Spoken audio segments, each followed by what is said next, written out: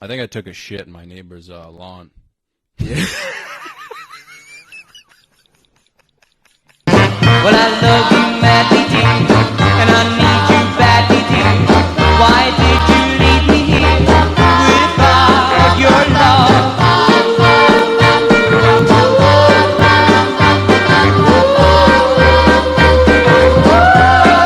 Oh, bro, I'm hurting. Well, in bed each night I lie, and I think of you and cry, and I tell you one above, bring back my love. But that's pretty much it. All right, man. See you later, babe. He's a good-looking dude, man. Yeah, man. Like, no homo. I have to tell him sometimes, you know? Yeah. I'm like, dude, I'm not. You're not, but I need to remind you. Yeah. People, it feels good to let people know, like good things and positive things. Like if anybody tells me I'm doing a good job or if I look good or something's like, it makes me feel good. And it doesn't matter where it comes from. It really doesn't matter where it comes from. Dude, no one's doing that, man, around here. I'll tell you that much. Yeah, nobody's doing that? Yeah. No? Dude, first week I was here, I got called an autistic linebacker. I was like, dude. An autistic linebacker? Yeah. Dude, I was like, I need to get like a pen and piece of paper to write that down. Yeah. Because that's a good one. No, it's a great one. And it's something an autistic linebacker would need to do is write it down. Yeah. Because anybody else wouldn't be able to remember it. Yeah. Somebody on the spectrum is going to go, man, I really need to write that down. Have you been watching that show? What? Love on the Spectrum? I saw the first season. Yeah. I started watching the first episode of the second season and just haven't been able to. I've been watching more dating shows of people that aren't on the spectrum. Yeah. And those are fun too. Fuck yeah. But Love on the Spectrum is like, I don't know, it hits you in ways that like it's so honest and true that it's like it's fucking hilarious. Like it's so funny, but not like I'm laughing at you. It's just like, man, I really wish you know that I always think of Rudy. It's like I wish I could take your heart and put it in other people's bodies, you know? Dude, yeah. And it's like I feel like I could just take your honesty from just that honesty from being on the spectrum and not realizing the social abstract of things or whatever to just fucking, you know, I like dinosaurs. Just being honest. Yeah. Hey, you like dinosaurs? Dude, when I saw it for the first No, time I'm asking you a last question. night. Do you like dinosaurs? But that's it. They can't even move on from that. It's like you have to answer it. Yeah, like I was watching and I was like, dude, this isn't even funny. Like, this is like beautiful. You know what I'm saying? Oh, it's that's the part. I was like, I think I was laughing at just the honesty of it, and I think that's where it gets to the point when it's like beautiful. But I love that it's like they're not fucking around and they're not wasting time. Like, just, you know what I'm saying? It's just like, do you like this? No? Okay, date's over. They start, well, they don't know how to do it. So then they're done, like, making eye contact. And they're like, like they can't do anything. Dude, that's just because of the cameras, though, the pressure. If it was all natural, dude, if they were in a field, like, I saw these two chicks, dude, they were getting after it, dude, in a sunflower field. Because it was all natural, dude. Love on the Spectrum. Wait. One of the episodes, this chick, she went out with a dude and it was terrible. He was like, you know, he fucking ruined it, man. Like he blew it. And she was like, I think I'm more into chicks. So she ended up going out with this, you know, she was a fake chick, but dude, it was emotional. Was that was in the first season? First season, yeah. Yeah, and they did the sunflower. Yeah, that's dude, right. It was one of the that's most right. beautiful things I've ever seen in my life. That's right. That's right. She picked up the sunflower. There's like a heart in the middle. I was like, holy shit. But dude. there are moments for all of them that like the natural flow of a conversation sometimes just can't go back and forth. It's like they reach a point where they're done with the subject and then they kind of drift off a little bit to go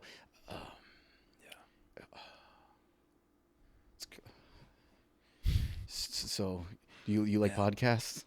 Yeah. It's just like, it's random as fuck, but it's like, that's what I did for years, dude. When they're like, was work with kids on the spectrum. That's what I did. Yeah. I was a residential counselor for. It was like strictly autism. Yeah, well, they were all boys in a program that were like they had from schizophrenia, bipolar, autism, like just a wide I thought range. You meant like strictly autism. No, they're just a wide range of a bunch of different things. But they all had like a history of abuse, some even sexual abuse and everything like that. But it was like, but the same kind of honesty just came from, those kids and all that kind of stuff. Like it even in love or relationships, the positivity's there, but they also, in anger, I've been called more names. There's never going to be a heckler that will ever fuck me up after working in that company and having these teenagers call me half of the shit that they've called me. Oh yeah, dude. But honestly, man, the difference between autism and like Down syndrome, it's like fucking insane, man. You know? What do you mean? Like, well, like, dude, when are you talking about their face? No, I'm just saying, like, the. Are you talking about their face? Because you're. I'm not talking shit. Because listen, but we're just gonna let's draw the line here. When you see somebody who's autistic, you don't know yet till they start talking. Yeah. But Down syndrome, yeah, you know as soon as they look at you. Yeah, well, they all look the same. Dude. We all know that, dude. But I'm not even talking shit, dude. Like, I'm not talking shit about my boys, but yeah, because like, dude, when I grew up, you said you worked with a whole array of kids. Yeah, for over 10 years. My dad worked for the Seven Hills Foundation. Okay. So same thing, dude. A different array of kids, primarily Down syndrome, though, dude. Yeah. So I was hanging out with a lot of dudes who had Down syndrome. Yeah. But it was like, dude, it was some of the best years of my life, man. Dude, it's so fun. Dude, it's so fucking. It's not even funny, dude. It's that fun. Like, you build such a good rapport with those kids, man. That like, if anyone made fun of them, dude, fuck anybody. I'm like, it's dude. Not. When people don't understand, like we're talking, and we even somewhat even like joking a little bit about it. Yeah. But honestly, it comes from a good place because of the amount of experience and the amount of like just seeing how excited and how like genuine the emotions that you can't hold it together. Like I think a lot of times for a lot of us, we spend a lot of time just kind of like coding it down. It's like we're not, we're just gonna act like things don't affect us or whatever it is. Mm-hmm. But they wear their emotions on their sleeve, and I think there's just something like you said it before. It's beautiful, Yeah, there's something about it, dude. Like honestly, and I'm not even trying to be funny. Like just the dinner table conversations and the actions were, dude. Like my dad would be like, "Oh, Kevin's coming over for dinner." And Kevin has Down syndrome. He's like a 300-pound dude with Down syndrome. Yeah. Funniest guy I've ever met in my life, dude. Yeah. Dude, we would go in the backyard and literally just swing. Like, we would take out wooden golf club drivers. Yeah. Just hit my neighbor's house. Guy was a fucking piece of shit anyway, dude. Really? So it's like in the end. Let me ask you something. Did you tell him to do that, or was he telling you to do that shit? Honestly, man, I was too young to remember. In my head, I was probably like, we both agreed on it. If you went back in time, it's probably my idea. You were probably pushing it. You're probably like, he was probably sitting there going, I don't know if this is a good idea. And you're like, come on, man. And he's like, oh, are we best friends? Yeah, we're best friends. Let's go swing at this house. But honestly, dude, at your age, say like hypothetically, you're sitting down for dinner, dude. You're with your kids and stuff. Yeah. And you have a window, and you look out that window, and you see a grown man with Down syndrome with a younger kid who's like 15 hitting golf clubs at your house. What's going to make you more proud than that, dude? Honestly, hitting my house, I wouldn't be, I don't know about proud. Yeah. But there would be a part about it that my reaction to how I want to respond to that is different. You know what I'm saying? Yeah. Like, I'm not like I'm just going to like, hey. Because listen, at the same token, it's one of those things where I'm like, okay, that young kid, I don't know what's going on with him, but like, the bigger guy, I'm like, I don't know the type of strength that this guy may have, and he's got a weapon, and I'm like, but he's smiling. He's clear, like, because when you look out that window, he's swinging at the house and he's cheesing. He's smiling. He's not angry. He's having a blast, right? But I don't want to turn that. I don't want him to flip out and do something to me. You know what I mean? Because I know. Yeah, you're thinking long term, dude. Yeah. Most people wouldn't think about that. They just freak out. Yeah.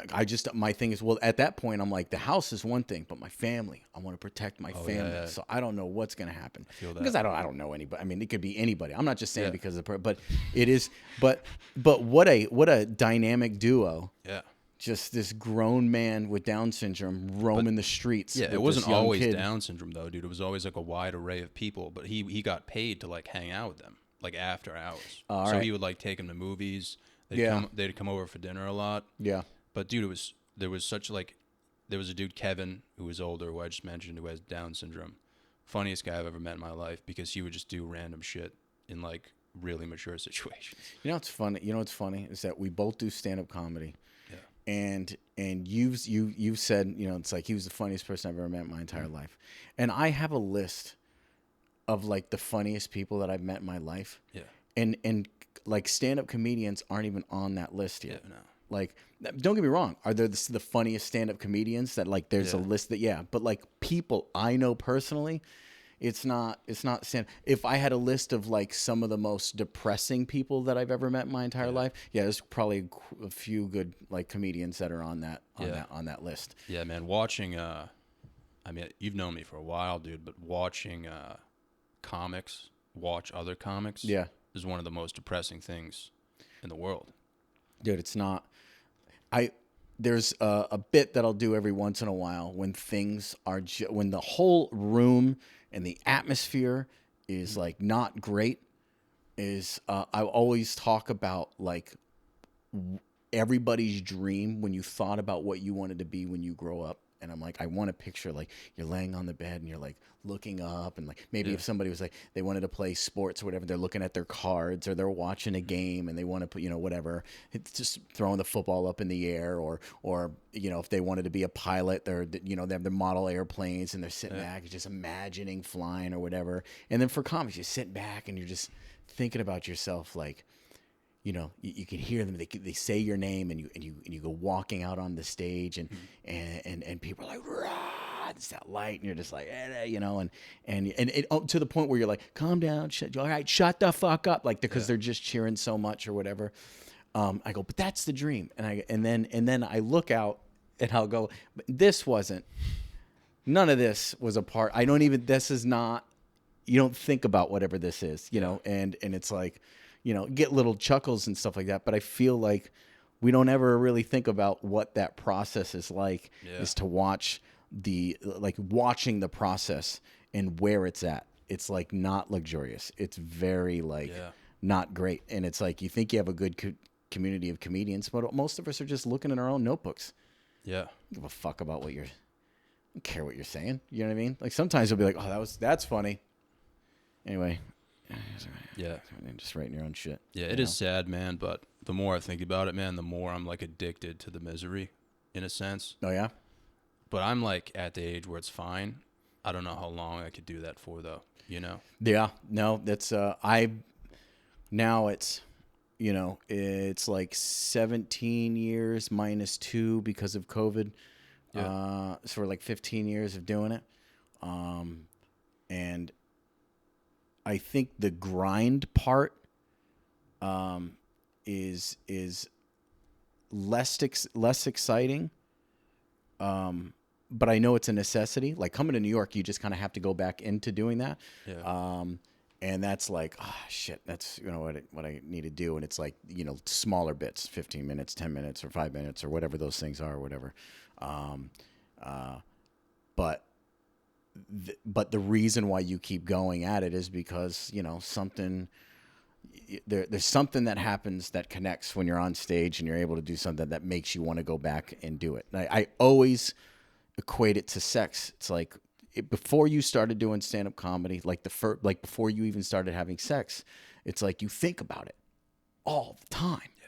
You want to do it. Mm-hmm. And then when you do it, you know, is it good? Probably not. And did it last long? No, probably less than 5 minutes. 5 seconds. Yeah. And even sometimes with sets, they're like when you first start. But when you walk off stage from even starting for the first time, you don't walk off going, well, I'm never going to do that again. You're going to go, I'm going to go back and do that again, and I'm going to get better, and I'm going to get better, and I'm going to do it more, and I'm going to be the best. And it was the same way when I had sex. It was like, listen, I may not have been great, but I'm going to keep practicing, and I'm going to keep on doing it, and I'm going to keep on getting better. Sex is always fun. But if you put on a grading scale from all the sex that you've had, there's some that's not so great and some that have been awesome. Yeah. Same thing with stand-up comedy. There's some shit that's been amazing and then other things not so great. You just gotta put in that work, dude. Huh? You just gotta put in that work, dog. You know? That's all it is, man. It's really, at the end of the day, dude, you can go like deep into it, but it's like, dude, you just gotta fucking get in there, bro. You just gotta get in there. You don't even know what's gonna happen, dude, fucking rip your pants off. Just go in there, dude. Just go in. I mean, okay, with consent. Yeah. you know, because it never works out good either way.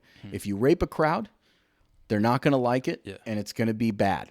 And same thing if you do that to another human being sexually. Yeah. So but with consent, I mean, dude, get in there. Yeah. Just get after it, dude. I mean, dude, you're a murderer, man. Like, you fucking crush on stage. I'm not even saying that, dude. Like, the last show we did, like, I've never even seen anything like that in my life. Really? Yeah. Like, maybe I've seen Ray do it, like, a few times. Like, just that level of, like, what the fuck is going on? Like, dude, you're just like, you know, dude, like, you know, not many people will ever replicate this. So, like, for us to sit down, you know, we're obviously on different levels, dude. You know, like. Oh, but I like doing this. Talking shop, or even if we're talking comedy right now, which probably in the podcast, cut the whole comedy part out, and we'll talk about other shit. I'm not telling you what to do. Fucking keep it all in. And you can do it. I mean, I love talking about, like. But, well, I'm just saying, man, like from, not that it matters what I'm saying, but I've seen you perform at a level that I've never seen anyone perform at before, dude. And it's mind-numbing, dude. It kind of pisses me off a little bit. Oh. Yeah. It's just like, you can't put words into it, dude. You know? You only see it, like, once in a while. Yeah. You know, a lot of the times, man, you'll see someone, you'll be like, this dude's funny, man, but, like, you know. Yeah. Oh, yeah. There's been a few comics that I've worked with in the past that it like after doing comedy for a while, you know, you see a lot of stuff, and you can even no matter where you're at in comedy in regards to like how much experience you've had with it, but you can tell when somebody's like, they're experienced and they're good, but then there's people that are just like, what the fuck is that? Yeah. And then you almost turn into like not a comic anymore. You're back to being a fan. When something can knock you back into your seat and you're just enjoying comedy again, to where you're not breaking it down because now you know all the little intricacies in comedy. That part's the part where then you're like that person. And not everybody's to that degree, but it's whatever it does to you. So what I may feel from when I see a certain comic, you may not feel the same way when you see that comic, you know? Yeah. It's all subjective, man, but I'm just saying, like, on a universal level, it was there, dude. You know what I'm saying? You weren't splitting the room. It was like, and like, honestly, dude, you were just being yourself, man, which is like the biggest thing. Like, there's obviously levels to this shit. Yeah. And I'm on like one of the lower levels, which I'm fine with. Like, I accept that. But dude, there's just levels to this, man. And like, I think like being younger around, like, I mean, I was around like I was around you and Ray when I was younger, dude. But like, at the end of the day, man, you guys are just like being yourselves. You were still in school, right? Yeah, I was still in college, dude. Yeah. And I knew I wasn't like on your level even close. But just like being around you guys, like, it's just cool to be around people who are like, just themselves, you know what I'm saying? Yeah. Versus like, I'm gonna go out there, dude. I better fucking crush, man. I better fucking, and like you know what? But that's the mindset in the beginning. In like a lot of us in the beginning, you want to go up there and crush, and you're comparing it to other things or whatever. But then when you're around other people and just kind of see it being like when you bring it back to being normal and just being yourself, it's like, oh shit, this is supposed to be fun. Yeah. And when it kind of switches to where like, if I can just get into that zone, and there's variations of how you get to that point.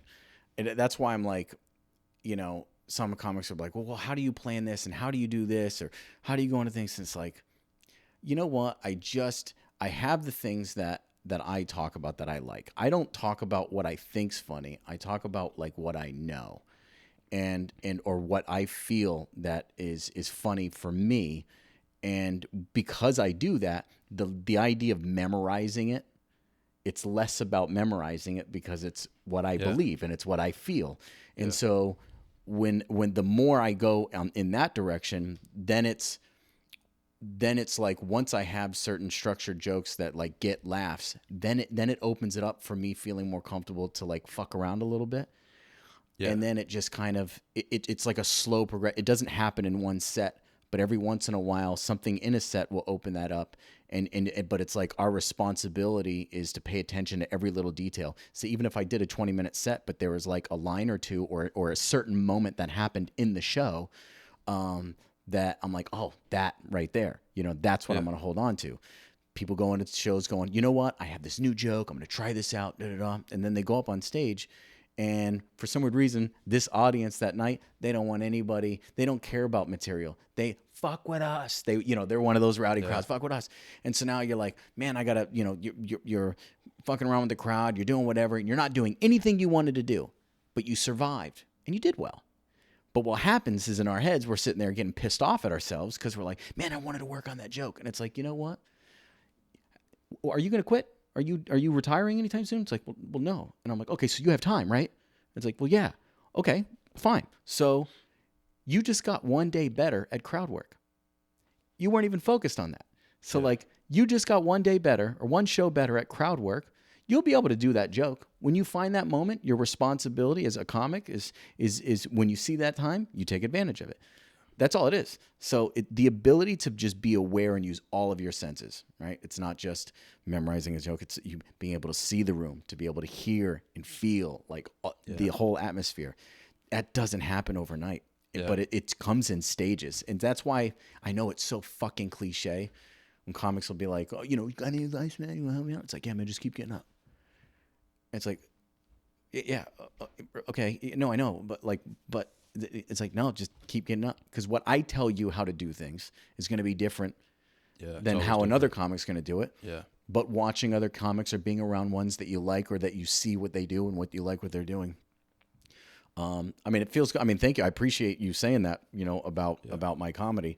Because I've definitely not been feeling like that for the past year. I'll tell you that much. Yeah. Moving to New York, I've done less shows this past year than I've done since when I first started comedy, like 15, 17 years ago. Yeah. I mean, same. Yeah. Not that it matters, but same thing, dude. Going from like 1 or 2 shows a week to like crying. Yeah. Oh, yeah. By like a sewer cap, dude. You know what I'm saying? Fucking. Dude, whenever you cry, dude, just call me, man. Yeah. And I'm like, oh, man, yeah. When I cry, dude, it's just straight-faced and like a single tear. Oh, a single tear? Yeah, you just get it out like that. And you're like, wow. Yeah. I was walking in the rain last night, dude. It was kind of fucking beautiful, man. You're walking in the. I walked in the rain last night too. I went to go. I meet up on Mondays to meet with John O'Connor and Doug Key. Yeah. We do like writing stuff or whatever it is, and we're thinking about sketches or like comedy. Both. Anytime we need to get together, it doesn't like we can have an agenda, but the idea is working the muscles. So you just get together and you shoot the shit. It doesn't matter. Anything could be productive. Yeah. But you get together and you just talk about what's on your set. We'll talk about jokes that somebody else working on, or what I'm working on, or any ideas that we've written down. Oh, that could be a sketch. So then we add other things that are on there. Then the idea of like, oh, okay, what we should do a podcast or what. Dude, whatever. That must get you feeling good, dude. You guys sit down at like a coffee shop. No, we go to John's apartment because it's walking distance from where I'm at. Yeah, we got a dry erase board. We get together. We just start fucking going to town, chilling with the boys. Dude. You know what I mean? Just chilling out, and it's just like working. Some sort of, if I'm not going to have a show, then I'm going to do some. I need to do something, and that's been missing for a while for me. Because I used to do it. Ray and I would get together all the time. We were always doing things together, or Brian, Yeah. But since those things have changed, so it's like, okay, I got to find something else. And right now in New York, there's a million shows. There's a million comics that are out there. With that being said, that means there's tons of like really shitty people out there. There's there's amazing comedians that I've seen that are out here too. But everybody's on shows and everybody's doing things, and people produce shows so they can get on shows and all these things, and you can see it. It's all over the place. And getting in there and getting in the grind, it's like you have to be outside. You have to be out there every single night. I got a 2-year-old and I got a lots changed. Like, dude, you said you like stopped smoking and like you're not drinking coffee now. Like, what's going on, dude? I got skin cancer. Really? Like, it found out. My girl was like, she's seeing stuff on my skin. She's like, you should go get that checked out or whatever it is. Go there and found out spots. So I had to get it removed on one side, removed here, removed on my back, another one on my, is it this side or is it this side, the shoulder over here. And it's like, and then I was having like stomach issues, and I was just like, you know what? And I'm like, I'm getting ready to turn 40. And it's purely from just being a lazy fuck. Yeah. Like, I was able to, when I was younger, my 20s, I was able to, you could just do whatever you want. You just do whatever. And that's it. You just do it. Yeah. And you have fun with it. And then, oh, you'll have a hangover. You'll feel like shit or whatever it is. And then your 30s, it's like, okay, you do those things, and then the pain lasts longer. You can actually hurt yourself or whatever. But to make yourself feel better, you just have to cut things out. So like, okay, there was a period of time where I stopped drinking for like 3 years, and I had stopped smoking for a few years, and I was feeling great and doing all this. And that's when Ray and I ended up making Be a Man, and I had ended up winning competition over at comics. And things were just kind of like coming together, and it was working out well for me at the time. And then it's like, okay, then I get slowly drinking again. I start smoking or whatever it is. And not that any of that stuff was in excess, but now I'm getting close to 40, turning 40 in January. Now it's like, oh, I can't just cut things out. Now I got to fucking do something about it. Now my body's telling me, it's like, okay, cut things out. But now you got to get up. Like I got to walk. And I got to run. I got to do push. I got to like do shit. Yeah. And I'm at that point where I'm looking at my little kid. And I'm like, I got to be active. I got to do things. So like, what have you been doing, dude? Huh? Well, I just got stitches taken out from my last procedure, so I haven't been able to do anything yet. I just been like slowly cutting all the things out. So now this next stage is, I think I just Baywatch, dude. Dude, I'm gonna have to fucking hang out with Doug. Yeah. And he's gonna have to show me the ways because he's fucking ripped, man. Yeah. You know what I mean? Doug looks like a fucking Baywatch model, dude. Yeah, he does. Imagine. Yeah, he does. Have you ever seen him do like a dive or anything like that, like a front flip, anything like that? I've never seen him do a front flip or a dive, but it doesn't matter. If anything, you think you get hard if you saw that? Dude, I just need him to stand still. Really? Just, you know what I mean? Just like, that's it. He's good. Like, he was actually in, I think it was Dating Naked. That was on VH1. Wow. Yeah, he did that. Is that one of the dating shows you were watching? Huh? Well, no, I didn't. I watched his segment of that show, but I don't watch the Dating Naked one. But, and I'm like, fucking, of course, Doug. Yeah. One, you could take off all your clothes. You know what I mean? Yeah. And on top of that, he's one of the nicest guys on the planet. Yeah. He's like super, super nice. Great personality, awesome comedian. And he puts together the Rogue Island Comedy Festival. Just going back to just, working. I know that it's not like he's a diehard in the gym kind of person, but I know he'll probably like be able to show me like. If you hang out with him, dude, you'll feed off that energy, dude. Fuck yeah, man. Yeah, that's what happened with one of my buddies, dude. Yeah. I was getting like straight up tits. Yeah. And I went to the gym with him once, dude. And I was like, oh, we done? And he was like, not even close, dude. Like he pushed me to different limits, and I was like, I felt kind of gay afterwards, but like it was like confusing. Yeah. And then I fed off that energy, dude. Yeah. In like a non-homosexual way, dude. You know what I'm saying? Well, you had to get past that first thing of questioning whether or not you were homosexual. Yeah. And at that point, you're like, no, I'm just feeling good because I feel better, not because I respect and I'm happy that he helped me out, not because I want to have sex with him. But there was a moment I did. But I realized that he just helped me do more push-ups. Yeah, that's all he did, man. Yeah, dude. I'm doing Rogue Sunday, but I've said maybe 5 words to Doug before. Yeah, and dude, I think I was like 20 or something, and the first time I met him was at comics. Okay. So like I'm like 20 years old, and I barely know what like a green room is. Yeah. And Doug's like, he's like one of the big swinging dicks. Like he's going up. I think he was like featuring or something. Yeah. Dude, so I take like the biggest shit of my life in the bathroom in the back. The one down the hall? Down the hall. Oh, dude. yeah. And I open up the door and I walk by Doug and I go, yo, dude, I just destroyed that bathroom. And he was like, I'm good. How are you? And that was it. That was it, dude. That was the interaction? That was it, dude. Dude. For like the next, like, we and just you know never what? talked. Listen, at that point, there's going to be people who watch this and they're going to go, that's how you get into Rogue? It's like, that's how you get into all you have to do, man. That's all I do. Just go, like, if Doug can see that your shit don't stink, then he's going to be like, you can come and be a part of this whole thing. You know what I mean? Yeah. Like, once he saw that, he was like, dude, 6 years from now, I'm going to have that kid on. Yeah. Yeah. He's like, I remember that shit, dude. Yeah, he's like, I will never forget that shit. He probably has no idea, honestly. He's like, never forget that shit. That was the best shit. Yeah. At least I was honest with him, though, dude. I was like, dude, I just blew that up, dude. He walked right in. He walked right in? There was no hesitation, man. Not at all. He wasn't like, I'll give it a few minutes. And that, I think that's just another attribute of why he's such an awesome person. Yeah. You know what I mean? When you could just walk in there. Now, you know how some people are like, when you tell them, then they go in there like, God! Yeah. Doesn't put on a big, You know what I mean? Honestly, though, dude, like the sad thing is he probably just didn't understand what I said.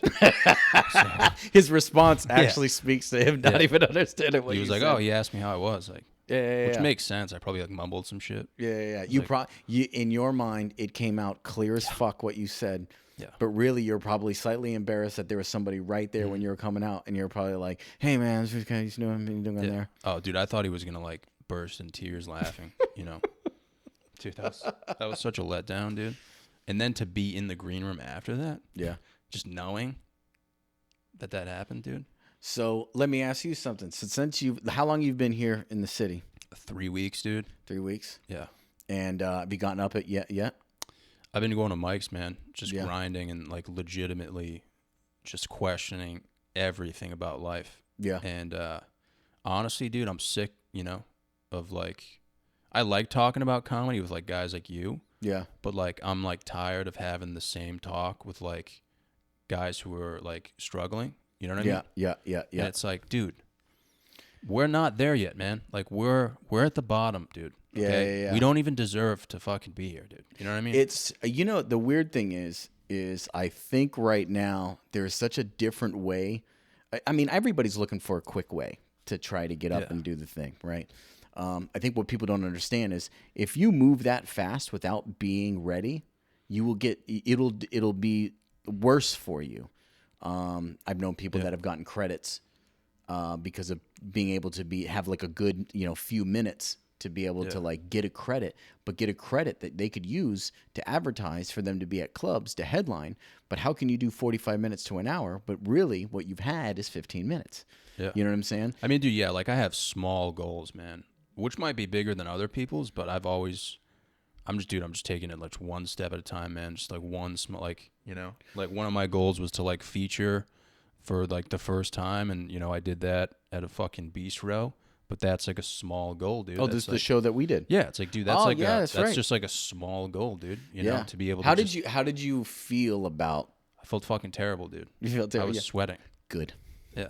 That's good. But you're going to find out that once you're in that, and if you can start to get more of those, featuring, for me, feels it's the easiest spot. Yeah. Reason why, host, it's a lot of pressure for a host. You're going up first. You don't know where you're going to get with the audience, and you have to bring some sort of energy. Even if you're like a low-key comedian, and you're kind of like low-key, whatever it is, but don't you feel like you have to kind of like turn it up slightly just to kind of get into that space? So it's almost like slightly outside of that, like what you really want to do, because then you got to think of, I got to remember to bring up the person's, their name, their credits, or whatever shit. It's a bunch of other things that are on top of you already trying to think about what you need to do. And a headliner, well, then there's pressure of like, on doing well and being the best on the show, but also like there's the pressure now of ticket sales and to the bookers and things like that. Yeah. The feature, well, you got to chunk enough time that once you build that, you're like, this is where I can build and I can grow and I can really fuck around a little bit more. Yeah. But the responsibility on you. Yeah, no, it sounds. You know what I mean? Like you don't have to bring it. You don't have to think of any credits. You don't have to have the pressure to bring anybody. You just are able to go there and work. That's it. That's all you get to do. Over time, that becomes like a nice sweet spot to really be able to build that out a lot more. So the fact that you were able to get that first feature spot, it felt good, man. It was just like obviously like it's not like the easiest place to perform at. You're in a fucking bistro in Waltham. It's not like like I know I could do decent at a club, but it's like I'm just taking what I can get, dude, and like when you move here, dude, you're just starting from scratch. It's not even like, dude, I'm right back at the. I walk into places and it's like, okay, there's a few people I know. Did a couple spots here and there in certain shows. And then when people don't know you, then I'm going there and they're like, oh, you're going to take the bullet. You're going to go first. I'm like, all right, I don't know if no one knows who I am. So I go up there and I do my thing and, it's okay. For me, it's just still getting out of like my own head. A lot of times I think that's our problem, is just getting out of your own fucking head. But, you get to meet some people, try to network more, but it's just got to be consistent. I've been slacking at that, but I think it's just dealing with my own health issues and things like that coming out of that. Because that was the whole point of moving to New York, is to really grind that out and make those connections. you know. Well, dude, what was going on with like your health though? So you got skin cancer and then like Skin cancer, stomach issues with the acid reflux that was really, really bad, and some fatty liver enzyme, these, you know, whatever that. So basically what it comes down to is I'm a skinny guy. yeah. Always been skinny. But like I'm at a point now, my arms are skinny and everything like that, but I'm not fat. I'm just not healthy. Yeah. I'm not in shape. And so now it's like, okay, I lived in Hawaii. I lived in California when I was a kid. I was born in California, lived in Hawaii, then went back, moved to California, lived in Arizona for a little while too, Virginia, Rhode Island, Massachusetts. But those early years, I'm outside all the time. So that shit's come back, you know, being out in the sun. But when you were like when you started off in comedy, like if you were like ripping cigs and like drinking, like do you think that kind of like negatively affected you, or do you think it was like it helped you? Like if you're being honest. The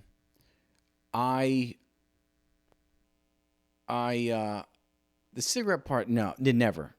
The drinking part had its ups and downs. Yeah. But it got to a point when I had quit for like 3 years. It got to a point where it was like every single time that I go and do a show, it would feel like, oh, it needed to be celebratory. And I was over at the Comedy Connection all the time. This was even before Corey and Dave owned the place. There was another guy who had owned the place. His name was Eric Hoffer.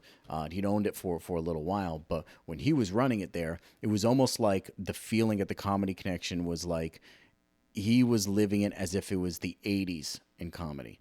I mean, there was drugs, there was people that weren't, they didn't, like, the place would sell out, but not sell out. He would let anybody in for free.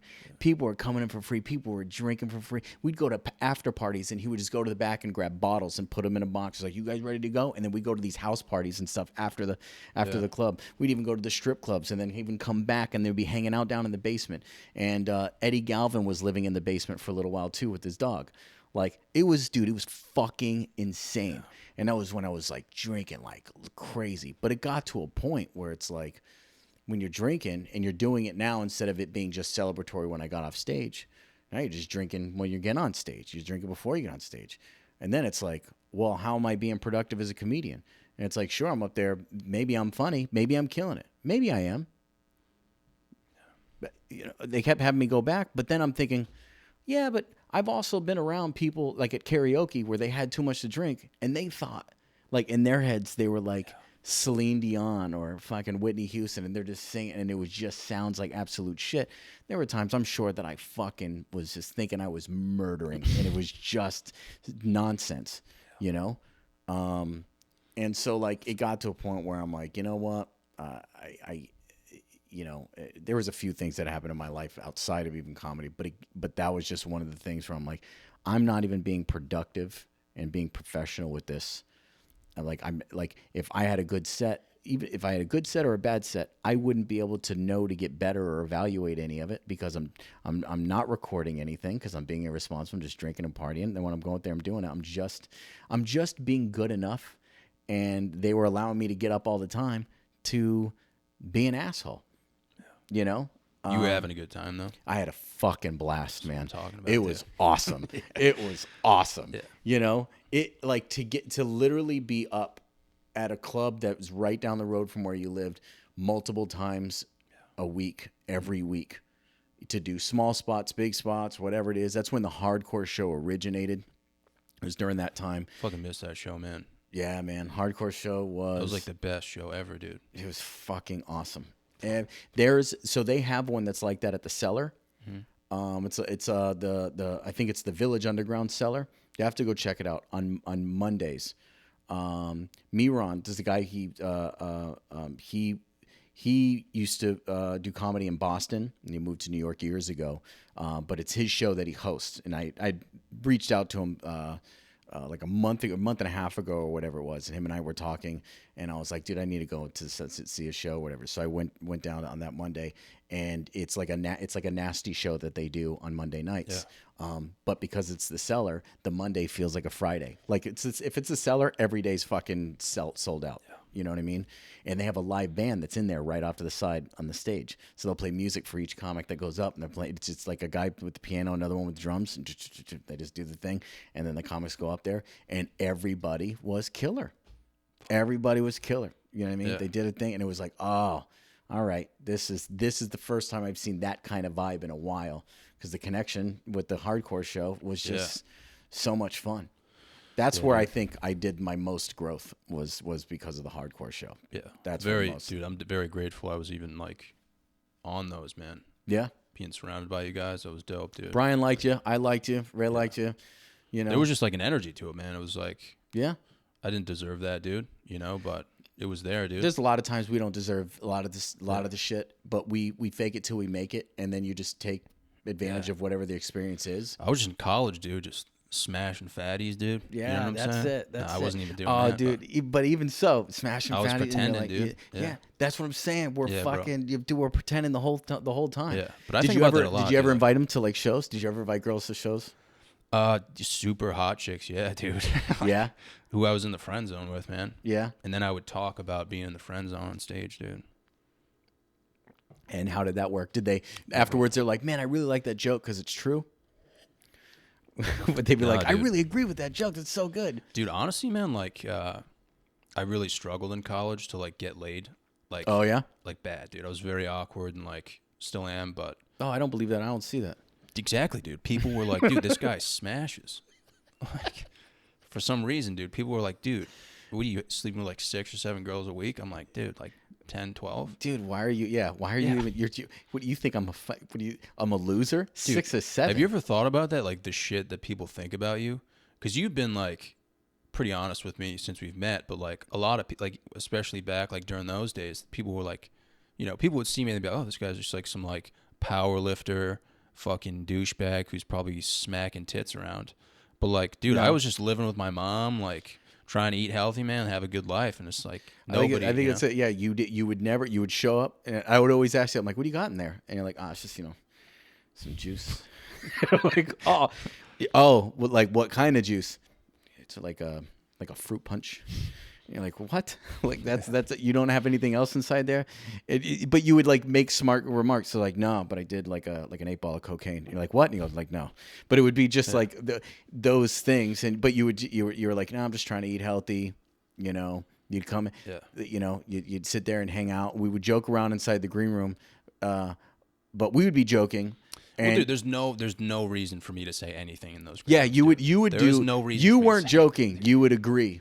Yeah, what the dude? I was like 21. Yeah. What am I to be like? I'd be like, hey, you guys want to chill after this? Like, no, dude. No. I was just like, I'm happy to be here. Like, I'm gonna listen to what you guys have to say. And then there was probably times where you're just like, well, I don't know what else to do with this, so I'm just gonna be cool and be like, hey, man, I gotta go. Like as if I got shit to do, man.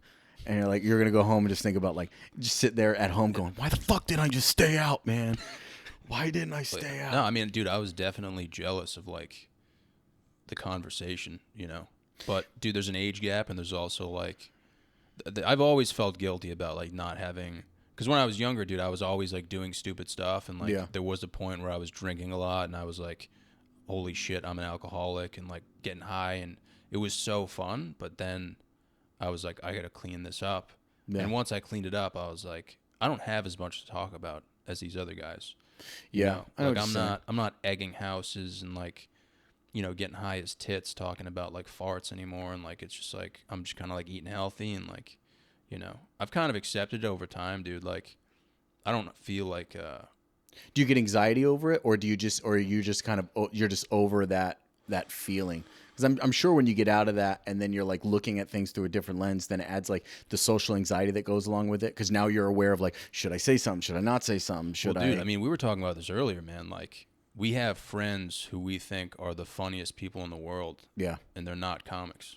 So like, I rely on those people to make That's where you have a good time. Yeah, I don't feel an obligation when I'm in like a large group to be funny. I'm the exact opposite, dude.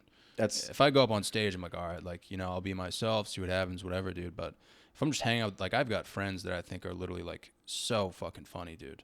And it's like depressing because they're like in a lot of pain and like they have their own demons, but they're just like the silliest people, dude, that I just find funny, man. They're not comics, so it's like I'll just rely on them and Yeah, you have your source of entertainment through the people that you hang out with, that you care about, that you know, and there's no sense of responsibility with it. I think with comics, sometimes there becomes a responsibility, and a lot of times I find comics will say this too. It's like, okay, so if you were sitting in the green room, right? And I think this is where like people liked you too, because you weren't trying, you were just doing, and you were soaking things up. And I think we all saw that. I think it's one of those things where like if we all sat in the green room and you were in there too, and you know we're all just kind of shooting the shit, and you're like, oh yeah, you know, he's like, oh yeah, is it fruit punch, you know, whatever, you know, whatever. And then somebody else comes in and they're like, fucking, and they're like, fucking comedy, right? Is this the green room? Oh, it's actually green. And then you're like, this guy sucks, and we all are sitting on our head like, okay, I hope I do well. I hope I don't bomb. But one thing we all can agree with, that guy is going to bomb. That guy's not going to do well because he's putting on the show for the wrong people. I don't fucking care. You know what I mean? I like comedy. I like to talk about comedy. I like to talk about jokes. But I don't like somebody putting on a show for me, and I don't like putting on a show for somebody else, especially when I'm not going up on stage. That's where like my personality, when I was younger, before comedy, I didn't have an outlet. I was just a guy being funny. And once I got the stage time, it was almost like, oh, here's my outlet. Then what happened was, I'm like, oh, since that becomes the thing, now I don't have to be fucking acting like a silly asshole and trying to be funny all the time. Now I can draw a line somewhere and I can just be a fucking normal person. And then like when it comes down to comedy, then I can just kind of let all that out. Doesn't mean I'm like, it's so black and white. It just means that I don't have to feel like I'm a dancing monkey around other people and just be trying to be funny is one of the most toxic things you can do. Ugh, it's disgusting. It's like, what the fuck are you doing, man? Yeah, I don't. You see those guys are like, dude, your wife's cheating on you. You know what I'm saying? Yeah, dude. You're like you think you got it all figured out. Fucking A-rated. And it's like, you know what I mean? It's just like that kind of. Dude, it's the same thing in high school. It's like you'll be hanging out with the boys and there's always that one guy who like wants that hot chick and he'll do whatever it takes to like make her laugh, dude. You know? The problem with guys like that is there was one time where that one chick did fall for it. So this guy has a false perception on like how it is. Like, dude, guys, I fucking figured it out, man. You know what I mean? It's like funny fucking chicks love it. I'm like, no, that one stupid girl who was so drunk that it was borderline that you actually took advantage of her. You're using that as your like style of being like you're cool. Everybody thinks you're funny, and it's like I think people just laugh at you to just give you what you need so we can end, because we're all sick of it. You know what I mean?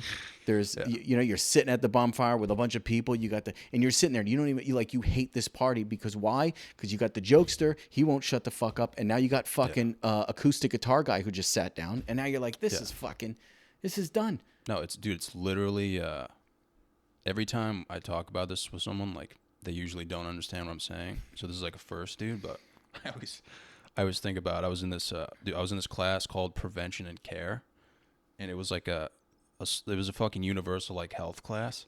All right. And so the class is like completely silent, dude. And we have like a substitute teacher, and I'm in the back with like I'm just like by myself, just being quiet. Right. Everyone's scared of me, whatever, dude. There's this Portuguese kid. Everyone's scared of you. Oh yeah, dude. People were viciously scared of me in high school, dude. Really? They were like, "This kid's gonna cause genocide." Because like I wouldn't say anything. I would just sit there, be quiet. That's it. Yeah. You know what I'm saying? Right. And dude, so I'm just like sitting in the back, like straight faced, and we get a substitute teacher, and he's talking to the class about like his life and like how depressed he is. He's like, yeah, like I've thought about killing myself a few times. So there's a Portuguese kid in the front, dude, literally, just top of his lungs screams penis. No one laughs. He doesn't get the hint, dude. So he screams it again, penis. Like there's a vein going down his forehead. And dude, he screamed penis. Penis! Legit, dude, like 10 to 12 times. Like he just wouldn't give up. And that's what it is, man. Like he wants that, dude. He wants that laugh, dude. And it was the best moment, dude, because like the teacher was fucking just acted like he wasn't even there, man. He didn't yell at him. He wasn't like, you have the attention. That's where you're sitting back and being all quiet. People are petrified of you. And then that's when you finally go, listen, I'm not going to be the one to snap and kill everybody because this motherfucker, you guys are going to do it to yourselves. Yeah. He's doing it to himself. And I don't know if you guys ever see me smile, but this is the best fucking thing I ever heard of my entire life. It was a glorious moment. You know? Yeah. Dude, in that, you know what you saw? You saw a person in nature naturally bomb. Yeah.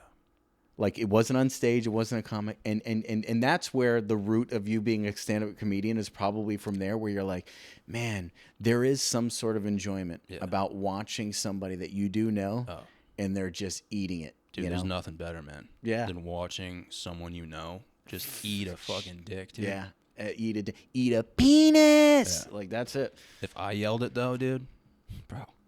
Dude, murderous, bro. Dude. Because they wouldn't expect I would have gone into standing dude. Yeah, you would have. Yeah. Yeah, you would have. Yeah, you would have. Then you would be like a legend. Yeah. And who knows this, like the course of life that we wouldn't even be sitting here right now. You would have gone a different trajectory in your life if you would have been the one that yelled at penis in the. Dude, in I would have had confidence, man. Yeah. I'd be a confident person, dude. So, there's that origin story. Well, what happened?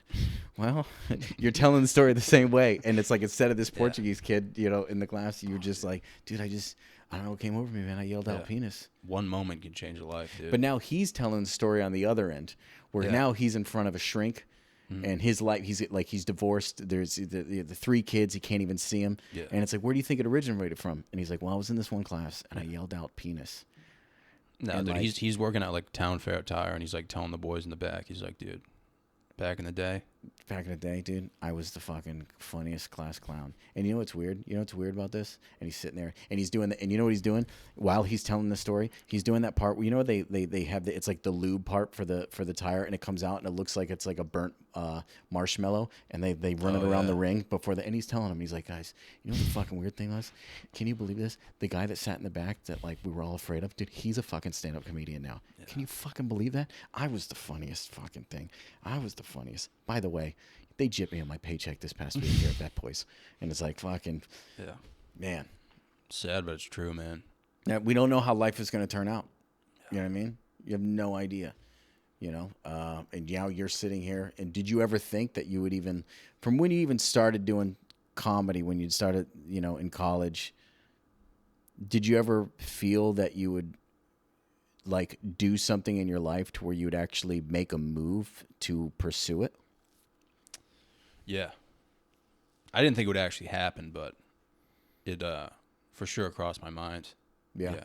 What triggered it for you to do it this time or at this point? Probably just being sober, like if I'm being honest. Yeah. Like, yeah, dude, probably just being sober, honestly, man. Just thinking about looking for another thing, I guess. Yeah, dude, when I was like, when I was in college, like I would do it, but I wasn't like, I didn't really understand it, and I still don't. But I was always kind of like, my mind was kind of foggy. And then I think like this past year, I was kind of like, oh, like this is like an easy decision. You know what I'm saying? Because I'm clear-minded, dude. Like I'm not doing crazy drugs that are going to like alter my way of thinking. Yeah. And like, dude, I literally have nothing to lose. You know what I'm saying? Beautiful. Like I think if I was at that point where I was like getting high with my buddies and like drinking, and we were talking about like, oh, like, I'm in this relationship, dude. Work sucks. My life sucks, bro. Fucking, it's gonna be 75 tomorrow, dude. Dude, I would probably not be in this situation, dude. Yeah, right. But I'm clear-minded enough to be like, oh, this is just like noise. This is just what people do. Like everyone talks about the same shit, dude. All day, every day, dude. Everybody talks about the same dumb shit all the time. And everyone's gonna follow the leader, dude.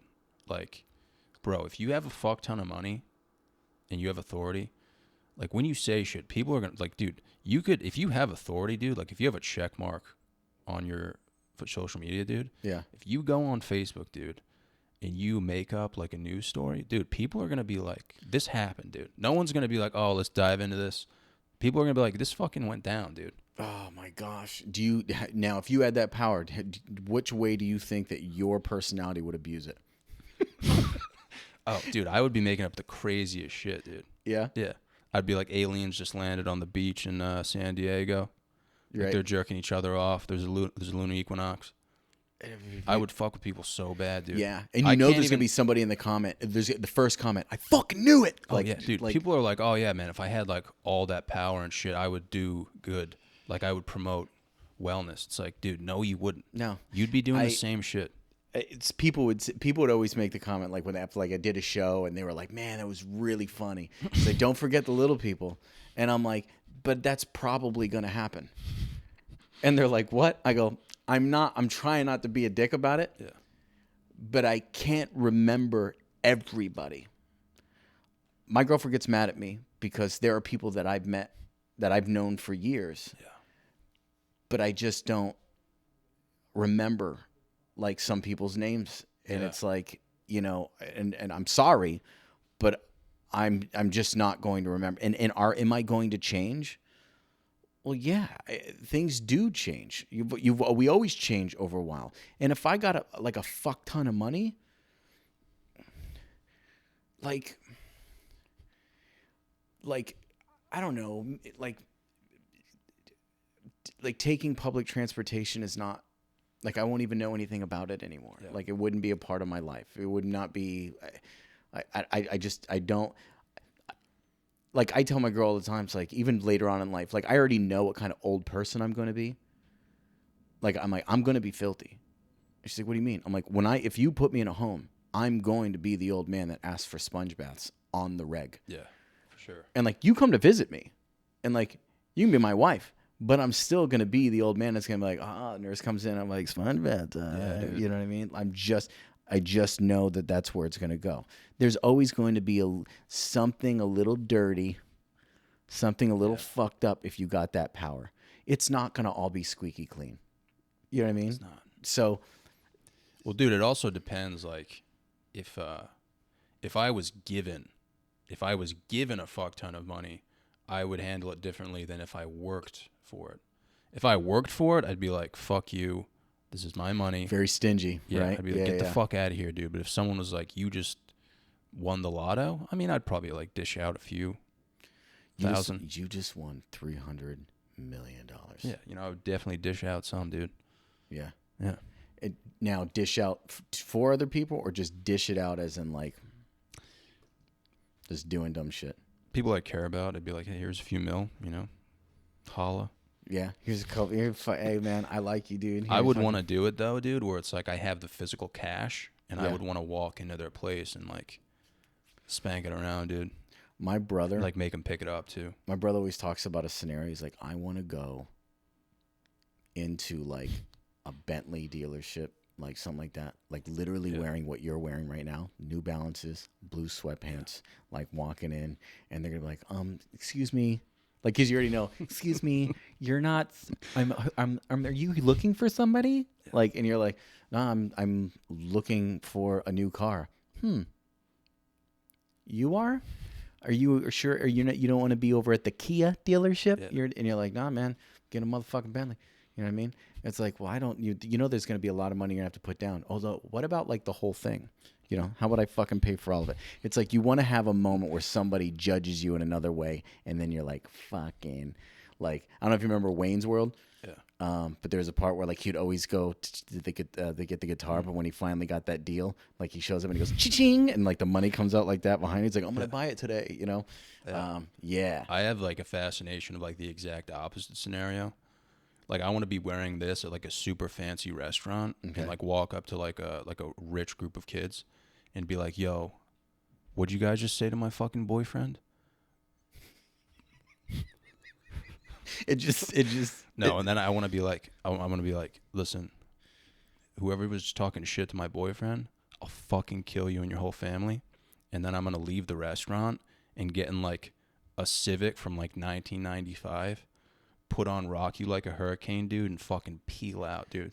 It's like the shittiest car in the world just to like confuse the shit out of him, dude. Hell yeah. Yeah. Hell yeah. Where like you get in And you know how when you get in, there's that part where you're like pissed off, and then they can see where the automatic seatbelt hits you on the side of the face where it goes up, and you're trying to like it, and you're like, and then you like fucking flip off, and then you wheel the Dude, I would cue it up though and like really fucking rev the engine. Like it would sound like a fucking bomb went off, dude. Like a Uncle Buck where the fucking backfire comes out like that. You know what I'm saying? Dude, that would be insane. And dude, you know what? Think about how confused they would be, dude. So I think that's I get it. I know what you're gonna do. See, you don't drink. You're sober. You're not gonna do any drugs. So when you got that kind of money, you're gonna go, I gotta fill my day. So what I'm gonna fill it with is confusing the fuck out of people. Yeah. By going up and doing random things. I do want to film it though, dude. Because those are the best moments for me, man. Like, dude, being sober and like, that's kind of like that's what I look forward to is like those random occurrences. Yeah. I just think I don't know, man. Like I've always had that sense of humor. Like people are always like, dude, you're a hard read, man. Like I don't understand you. And it's true, man. Like the funniest shit to me is like, think about the most professional situation, dude. Like the most serious fucking situation. Yeah. And then think of like the most random thing happening in that situation, dude. Oh man. Ray and I have talked about this, about when you think about sketches and you do things. Yeah. It's like what's fun about certain sketches is the pattern or how it's laid out is you have to have absurdity, and then you have to have like the you have to have like the normal guy, like so you have to have what is it called, I can't even remember the name of the control, like the control to work off of that. So you have to have a thing where now it could be one of two things. Scenario, like everything's perfect and then you have a random thing, or you have like everything is the most random and then you have one normal thing that's inside there. You know what I mean? You have to have like you have to be good at like cinematography, dude. But I've always wanted to be in a movie where I'm in like a random scene, dude, because that's all I ever think about, dude. Like especially in like these new shows that are coming out. Yeah. Like, have you seen Ozark? No, I haven't seen Ozark, but people talk about it. Dude, so there's Ozark. Like one of the final episodes. It's like a family, dude, a husband and a wife, 2 kids in the back. They're in a Honda Odyssey. Fucking a tractor trailer swerves towards them, and the van flips like 20 times. And dude, so they end up in the woods, and they're like all fucked up, and you're like, oh shit, someone died, but nobody died. They all lived, dude. So like the husband gets out, the 2 kids get out. The husband's like, "Are you okay? Are you okay?"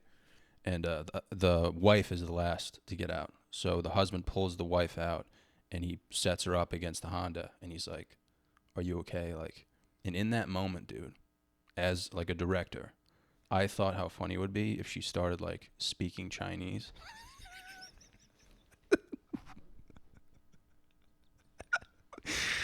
Like this is deep this is like 4 seasons deep. You are. When it becomes so serious, in your head you go, man, this would be if just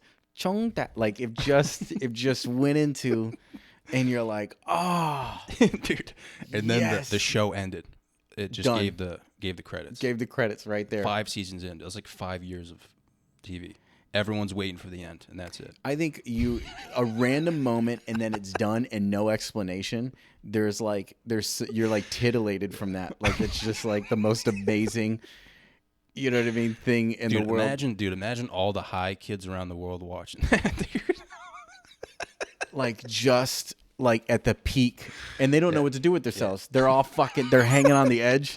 They're just going, what the fuck just happened? And the other's sitting there going, was that Mandarin? Like, was that what the hell was that? It would be like, so worth it, man. They're like, I have no idea. Now they're arguing about what language it actually was. What did this person actually say? You know, and it's like, why is its end? No, dude, this is not the end. This isn't it. That's what you. Another scenario, dude. Just finished the fucking. Have you seen the Jeffrey Dahmer shit? I watched the first episode or first 2 episodes. Oh, yeah, dude, it's so entertaining. And this isn't even a spoiler. But whoa, that just the way they did it in the beginning. Even just the dude, first. It's so good, man. But this is how my mind works, dude. So towards the end, like it's just a fact. There was a moment where they were like, "Listen, Jeff. Like obviously you're going to jail." but you should prove to the judge that you're insane.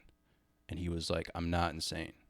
But, dude, as a director, again, how funny it would be if he came into the courtroom to prove that he's insane. Like, the shit he could do. Yeah, anything he could do. Dude, if he walked in with, like, eagle wings, like a strap on his forehead. Yeah, and he's, yeah. Ha! Dude, he tells the judge he's there to, like, file his taxes. Yeah. Dude, that'd be fucking sick. Like, he's like, oh man, yeah. And he's like, dude, this is what is it my birthday? Like, what's this? Yeah. Let's fucking Starts throwing fucking mashed potatoes at people, dude. Yeah, man. I don't even know where you get those mashed potatoes from. If he just had them in a bowl and he just took them from under the desk. And it's not even mashed potatoes. It's the instant mashed potatoes, but they ain't even added the water yet. It's just flakes, like it's confetti. But he's just smashing it like it's fucking grains of sand landed at people. You know what I mean? Like it's just If he whipped out like a cassette, like an audio, like a big speaker, dude. Yeah, and it was like an overlap of like farts and like Latin and fucking farts, dolphins, Latin, and then but like the background of it is like Enya, like I don't know the Enya. It's like like that is in the background. He's just playing it. It is just like it's like it's like dude. Yeah, I mean honestly, man, like people would lose like at least 5 years of their life, but the jury would definitely shift a little bit. You know, someone might be like, all right, maybe. Well, at that point, if it got to if that happened, and then the idea was to prove it, then it would be to the point where it's like, well, then the jury can't all agree upon it. So wouldn't it be if it was then next then they have to redo the whole trial over. It's a hung jury. Yeah. So then they would have to do it all over again. Split decision, dude. Yeah, split decision, split decision fight right there. It's like, oh man, is he crazy? Is he not crazy? I mean, the idea of anybody doing that, but like he's not going to say he's. But man, that's fucking insane. But like you think of the darkest, most like those moments where it's supposed to be so serious, and then this is when you add like absurdity to it. I think you could do that for a lot of things, and then it's got to be like to do that and then cut, and then it's on to the next thing. Yeah, but dude, people think it's like a joke, but it's like, dude, to make it funny, like you have to have like a good build up. Like you have to have like a fucking like a very serious build up. No one expects it, and then at the end, it's like fucking fireworks, dude. Yeah, how many things have happened in people's lives where there have been serious moments, and like they're like like just but real life moments where like somebody's sitting there and they're like on the phone and they're like, listen, grandma's dead. And it's like, what? And it's like, grandma's dead. And then all of a sudden you hear, wait, what? You're like, hold on a second. I'd like a number 4. The extra pickles. Yeah, man, it's so sad. And it's like those are the natural kind of things that happen all the time. It's like, you can't fucking call me in the drive-thru when you're getting ready to order and telling me that grandma died. You know? But for you, you're like, comedy. Yeah, it's super dark. Like it's super fucked up, but to me it's But there is so a place funny. But there is a place for those things. Like there are things that have made like I don't watch The Simpsons. I don't. Yeah. But there were a few episodes over the years that I had seen. One that stands out in particular is what's the sister's name? Is it Lucy? I've never watched The Simpsons. What's her name? Maybe Lucy. Is it Lucy or is it Lisa? Lisa. It's Lisa. Lisa Simpson. Yeah. So she's doing this story about. She's like, nobody's lived in this house for years, and they believe that there's this lady that lives in here, and she's crazy, and she's got all kinds of cats or whatever. And then she goes to the door, and then all of a sudden, like the door opens, and the woman's like, and cats are jumping out the window, and she's throwing them at her. Right. Now, okay, fine. It was set up, and that happens. That's funny. But then she cuts to another scene where she's standing there, and she's trying to do a news report. I think it was for school or whatever it was. And she's like, this is a railroad track that we've had through Springfield that the train it hasn't gone on here in years and years and years. And all of a sudden the train goes by. I'm like, oh, that's funny. Right. But then once and it's like sitting there and she's just standing there for the longest time. But as soon as the last train goes by, the fucking cat lady comes flying around and starts throwing the cats at her again. I start throwing it. Yeah. I fucking cried laughing because it was just, what the fuck? It was the most random shit in the world. I don't know why that sticks in my head because it's such a stupid thing. But I guess that's why, Simpsons were so successful, whatever. But that kind of shit is the stuff that makes me fucking laugh. Yeah.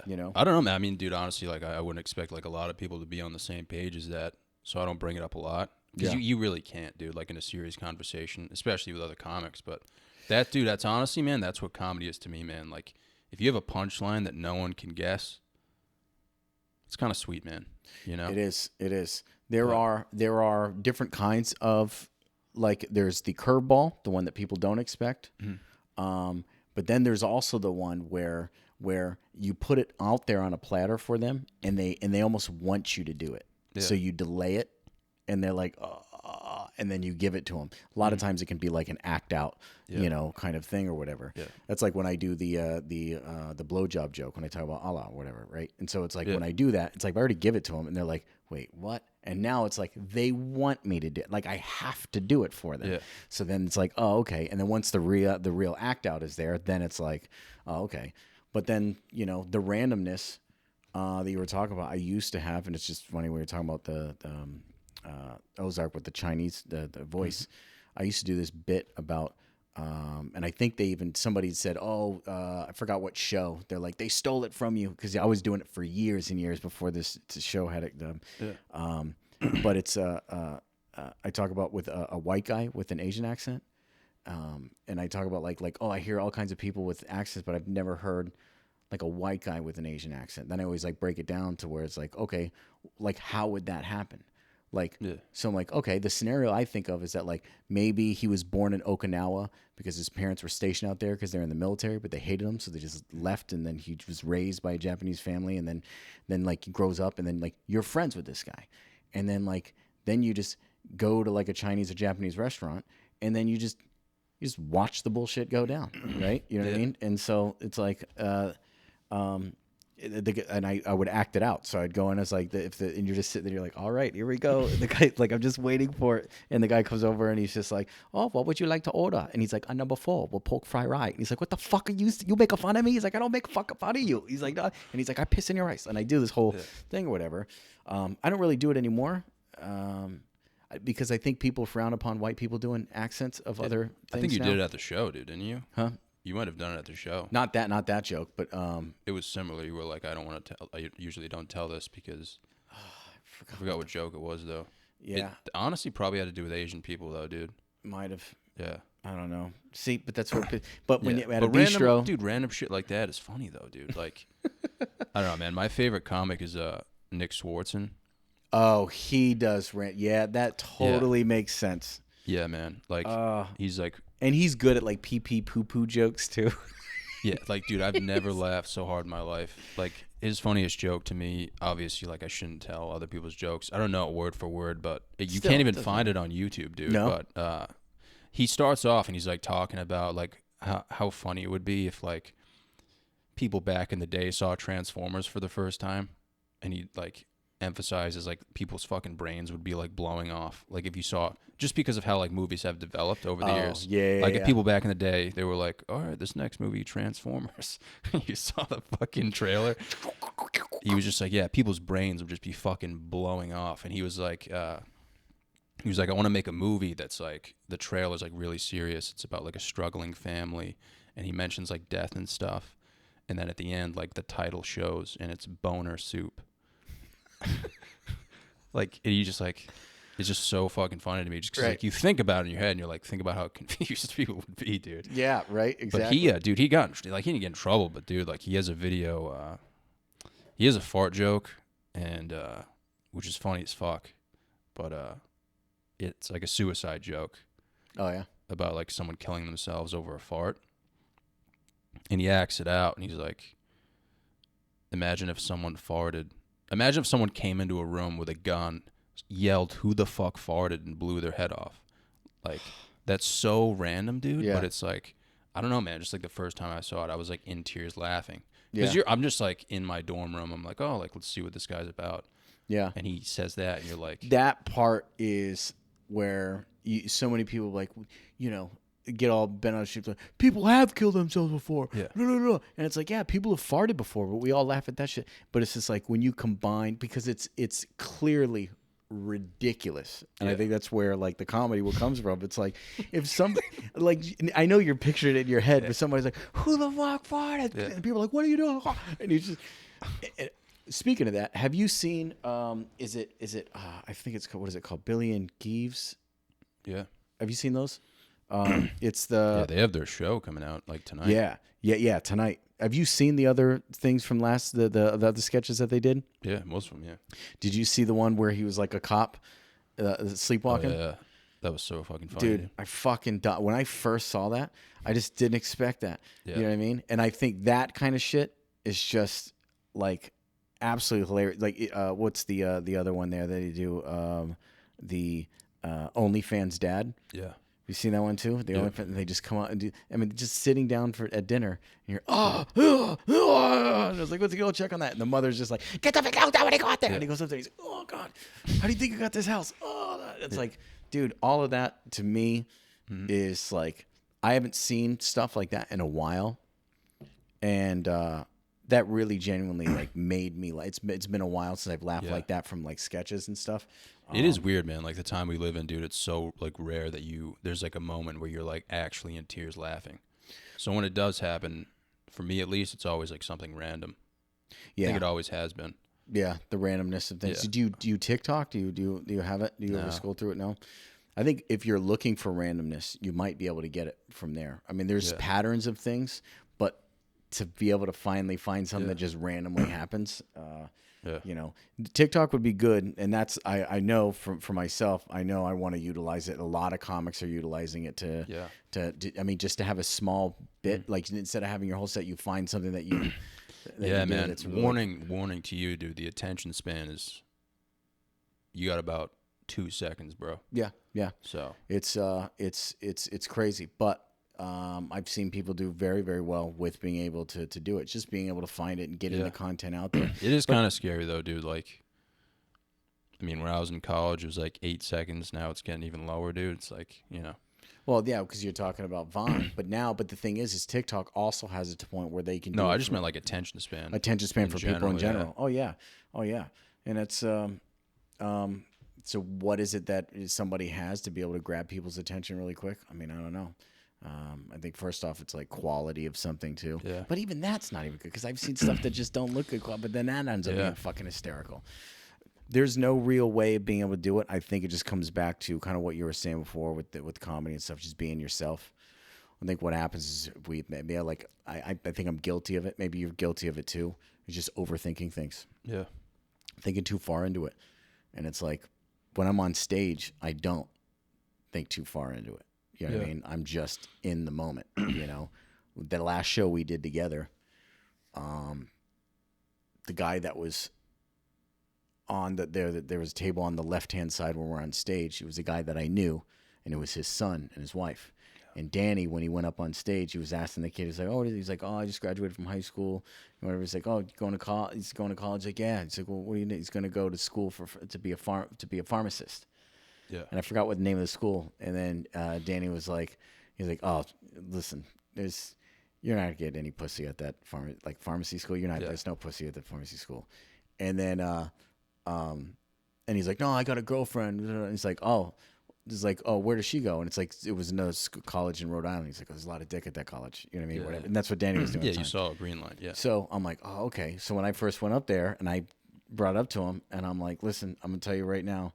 I says, yeah, sure, he might be onto something about not a lot of pussy in college. I go, but when you become a pharmacist, I go, dude, you're going to have all the pussy.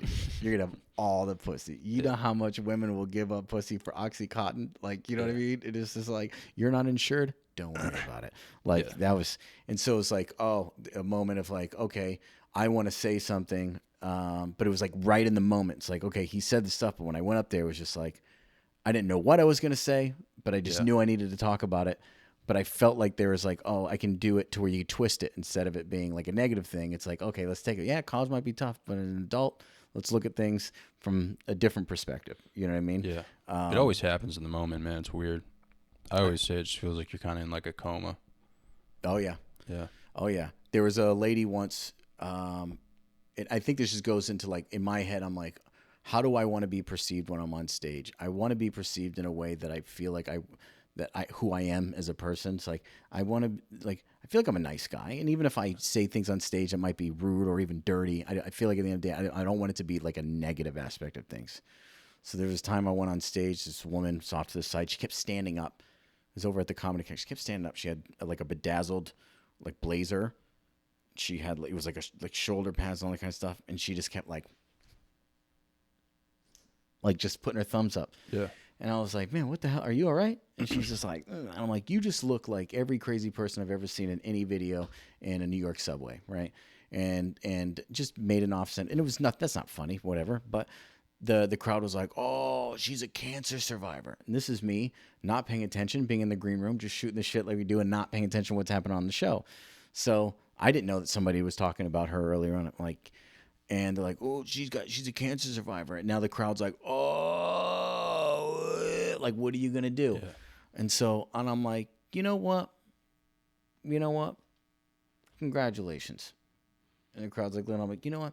Congratulations for you surviving cancer so you can be made fun of like everybody else.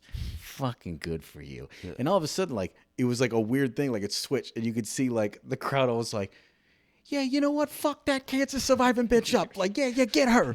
You know what I mean? Yeah. And it's like, but I wanted it to be like, I don't want to be negative about the thing, but if we're going to talk about it, it's like, yeah, she's fucking standing up because she's fucking survived something and she's feeling fucking fantastic. If she wants to be a fucking cunt during this goddamn show, then she deserves the right to be able to do it. She wasn't saying anything. She was just standing up, giving me fucking thumbs up at a bedazzled, but what am I going to do? You know what I mean? So I wanted to make fun. It turned into one thing, and then it is what it is. You know, sick fuck, dude. Yeah, Ray did one where one guy he was making fun of this dude, and the guy like he couldn't see, and this guy's like, I don't have an arm, and like his hand was missing, and then Ray like turned around, and he goes, wait, what? And instead of giving, he goes, I've been making fun of this guy for the past 5, and none of you guys, everybody around you guys didn't say shit about this guy. None of you guys said nothing to me, and you just allowed it to happen. And you guys just sit and you're thinking I'm the bad guy, but none of you guys said anything. But then the funny thing was when he was going back and forth with him, there was a part where the guy ended up coming up on stage with Ray, and they did a photo op where the guy stubbed, and Ray bent over and he put his like you said his fist up his ass. Dude, the crowd fucking went nuts. Like, it was absolutely hysterical. But the guy went up to Ray afterwards and was like, he's like, thank you so much. You know, it was an injury I think he had. I can't remember why it was. He sustained a certain injury, and he's like, but this was like, I haven't had this much fun in forever, and that was like awesome. Yeah. You know what I mean? Those are really, really cool moments, but nobody plans for that shit. Yeah. You know what I mean? It just happens organically, and you want to do what you can to just kind of, you know, sometimes people want to be fucking around with. They want to have that thing. So it's just, you know, making things up, the randomness of things, you know? Yeah, you just kind of turn like something dark into something fucking light. Happens, man. Yeah. But weird. I think that's the beautiful part of it. Like, that's just the world. And I think instead of just having the sensitivity to like all the negative aspect of things, you know, and people are like, oh, because you can't talk about this because so many other people are suffering. And it's like, this moment right now, this thing happened and it was fucking funny, you know, like this. I don't know. It's when you're watching a president fall down or fall upstairs to get onto the like a helicopter. That's funny. Yeah, that's fucking funny. Well said, man. You know, it's fucking beautiful, dude. That's the thing. I'll talk about certain night, and I talked about this with John. I've talked about this with the other people. Talked about it with Ray, and maybe we can even just add on this. There's one. I think this is funny. Maybe you think it's funny too. Yeah. But I always think of this scenario, and I almost want it to be. It's like scary. I want it to be like presented almost as if it's a horror thing, but it's because it's a horror thing, it becomes funny. Yeah. It's just scene set where somebody walks in, he hears squeaking of like going into like a public bathroom, and you know how you hear that the lights, right, and it's just a bunch of urinals that go down, right, and it's urinals that don't have the barricades like the wall in between. It's just a bunch of open ones, right, and it's a good number of them, right. And like the idea is like, okay, so a lot of guys will go in. It's like, all right, I'm not going to go to the front. I'm just going to go to the one all the way in the end, furthest away. I'm just going to go and I'm going to pee.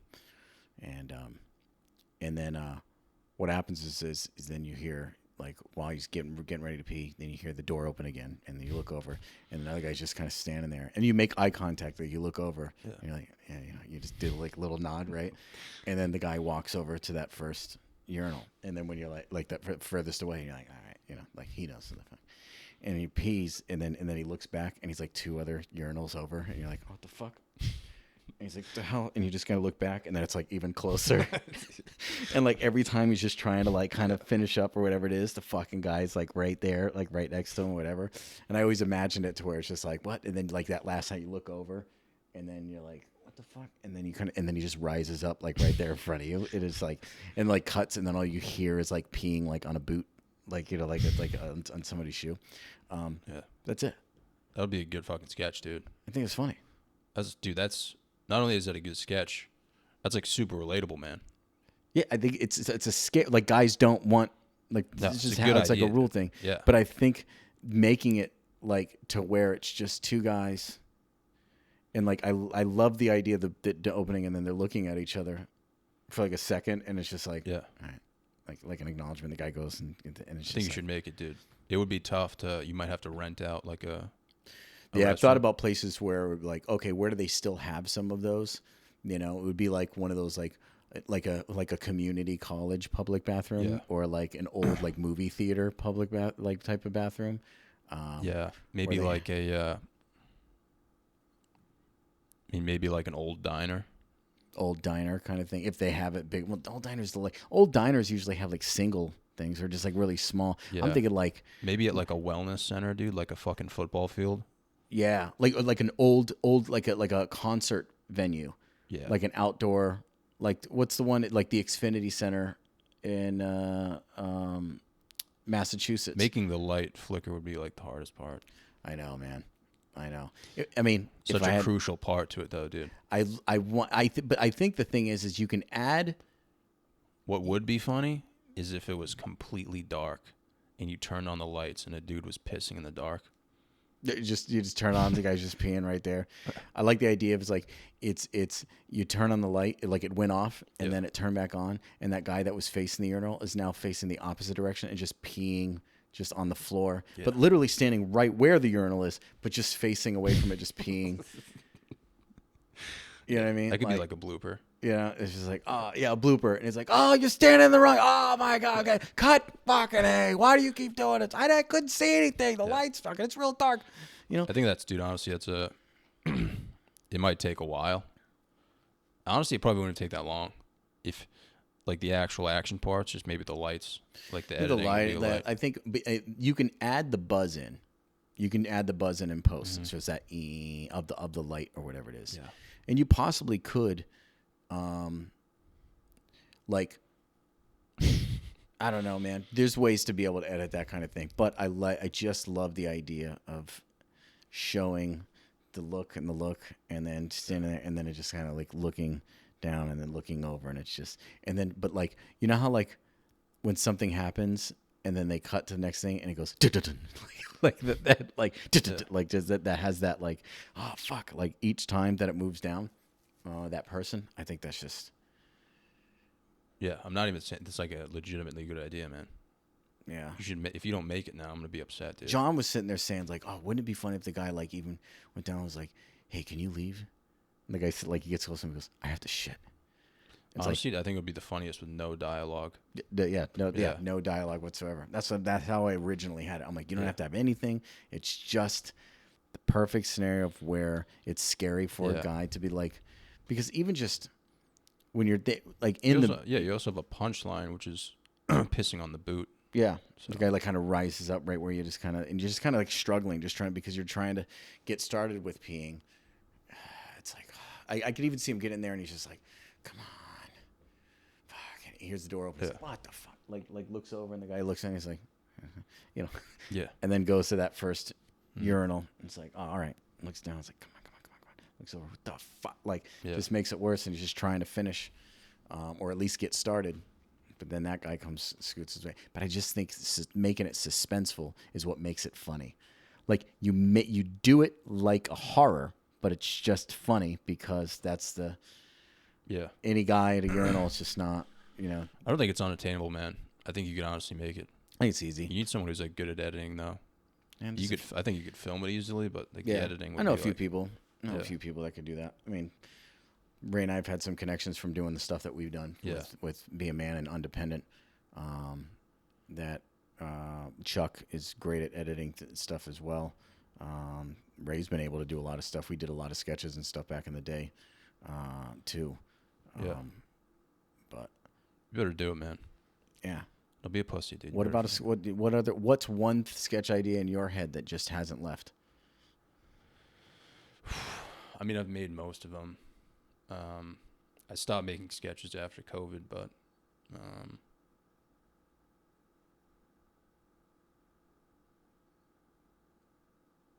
I can't even think of any right now, dude.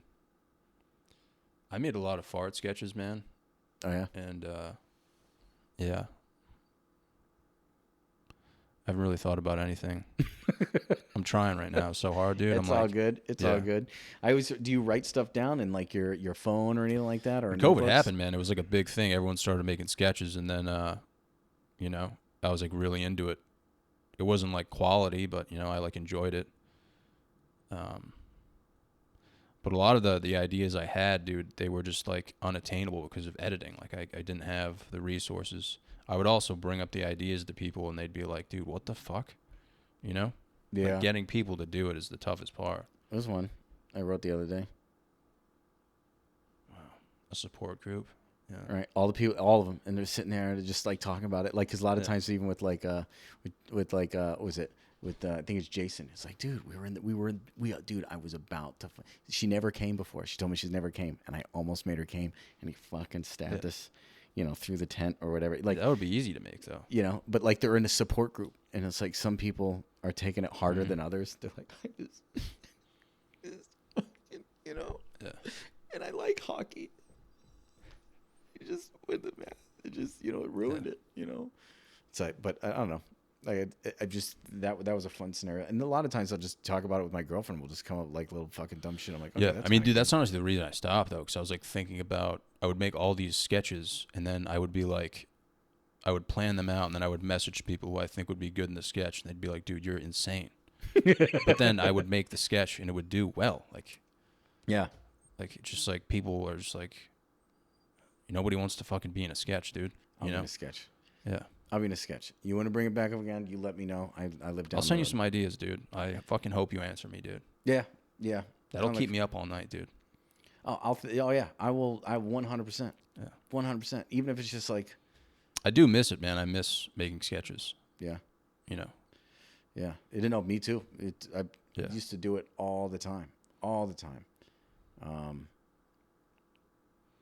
Ray and I used to do this thing called Ginny and Barb. Mm-hmm. Have you ever seen those? No. We did Ginny and Barb are two women. We used to dress up as women, but we were women that were obsessed with Black Friday. And we have like Minnesota accents, you know. Oh, I love Chris, you know, whatever. Yeah. Now that sounded like a different kind of accent, but anyway. We were dressed up. I'll have to find pictures, and I'll have to show you the videos or whatever it is. But we end up doing these small clips as if we were waiting outside of a store. And it was the 12 days leading to Christmas, and it was a sketch each time. And then we end up doing Ginny and Barb doing a hardcore show. Yeah. And we went up on stage together as these characters. Like we did sets earlier, but then we ended up doing it at the end where him and I would go up as Ginny and Barb. People fucking loved it. Really? Oh yeah. Shit. But we did these sketches just like they they were fucking funny. But we did that for a little while. Me, Ray, and Brian used to do Go-To Guys. That was our little sketch group thing that we did. Just the three of us would do dumb shit at the Connection. The last sketch I made was with Jimmy Cash and Maya. Oh, okay. And it was called Fart Therapy.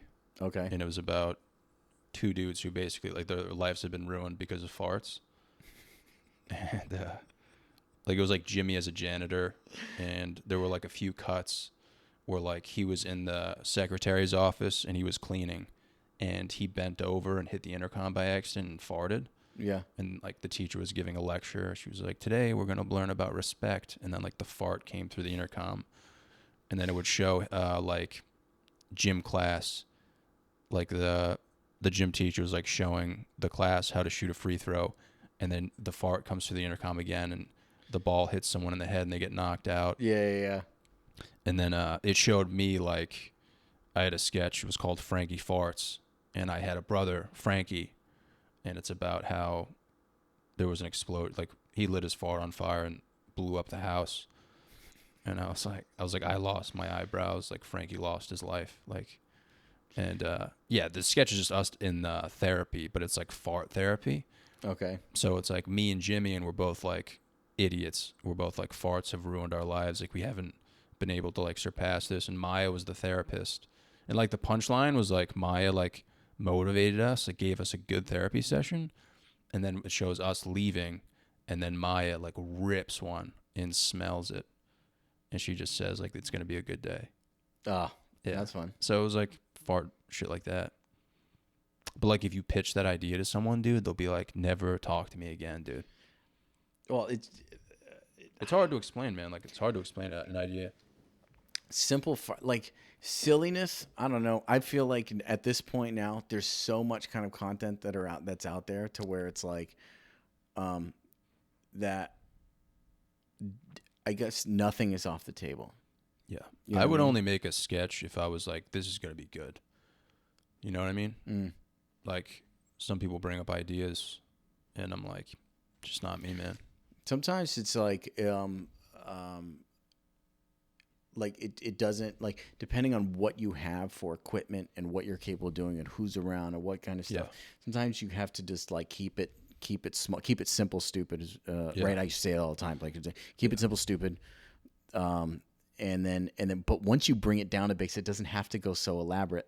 And so when you bring it to a place where it's just like, you know, it's you and you one other guy and then the therapist, and it's like then it's just like, oh, okay, it can be fun because you have it. It's funny too because like I'm younger. It's funnier to make videos when you have like a young person and like an older person. And I don't know, man. You just kind of have to like accept your role, dude. You know what I mean? Like I'm not gonna be playing like an emotional roller coaster character, dude. Right. You know what I mean? Right. You can have other people that can do those things. Yeah. Just know your part to what that is. Yeah. But then that means it's like, yeah, or is there going to be the person that maybe shines or whatever it is? But if it wasn't for the other characters involved, then the sketch falls apart altogether anyway. Yeah. So yeah, just knowing it's like, okay, you can help write that, but you're like, well, that doesn't mean I have to be that character. I'll be the guy that's standing in the background. Yeah. And like you have to have people who are like, I can accept that. Like I can accept that.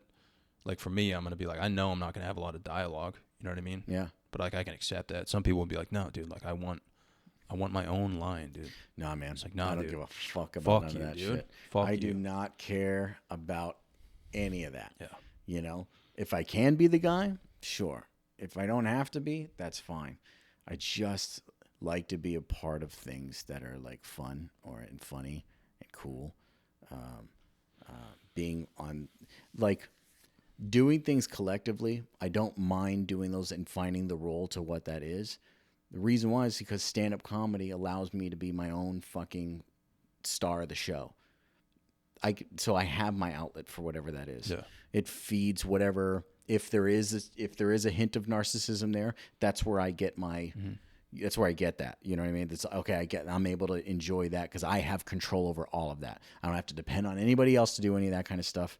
But I used to do improv when I was younger in high school. Yeah. I mean, when I was in high school, I did drama.